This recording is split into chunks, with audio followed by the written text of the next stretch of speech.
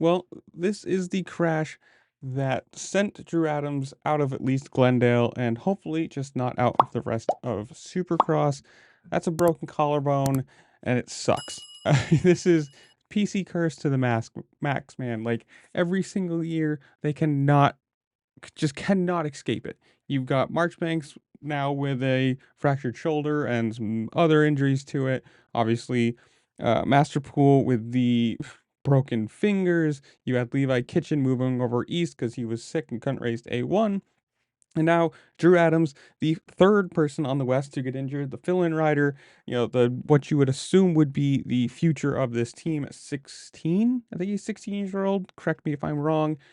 It's just it sucks. Like, for him too, this year didn't matter. Like coming in, he was either supposed to race Supercross next or just be the fill-in rider, takes the fill-in role, and they just basically wanted him to come in, get some experience against 250 guys, the people who he's going to be racing, next year and for the foreseeable couple years after that.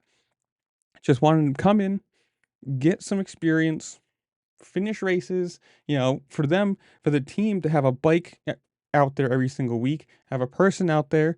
They spend all this money for mechanics and bikes and everything. They just want somebody probably out there to show off to sponsors and, hey guys, we're still a team, remember us?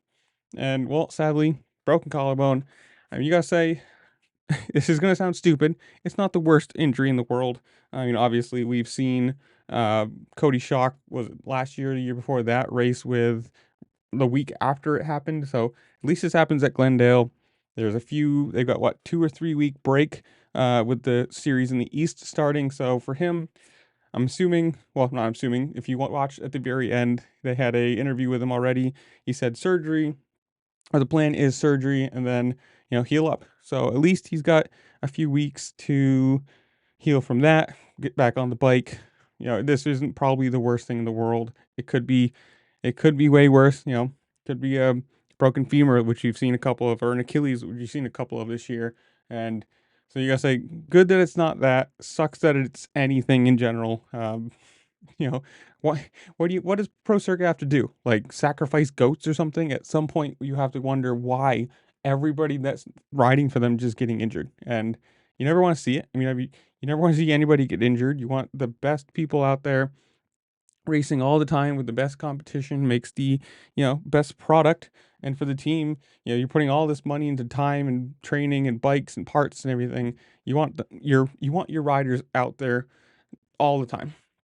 But if you want to see the interview, it's going to be at the very end of this, so you can watch that and listen to what he says. But with that, tell me, did you like Glendale? Are you excited for the East starting? Whatever it is, comment down below. Tell me what you think. While you're down there, make sure to like, share, subscribe, do all the fun things this platform allows you to do, because it really just helped me out and I appreciate it. And with that, I will see y'all later. Peace. Sure, you got off to such a good start last week in 8th place in a fill-in spot for Montreal Pro Circuit Kawasaki. You're supposed to be out here tonight.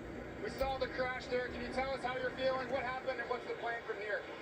Yeah, just had a little bit of a mistake in qualifying one, and just a small setback, ended up breaking my collarbone. So we're gonna try and get surgery this week, and be back for Raleigh for this.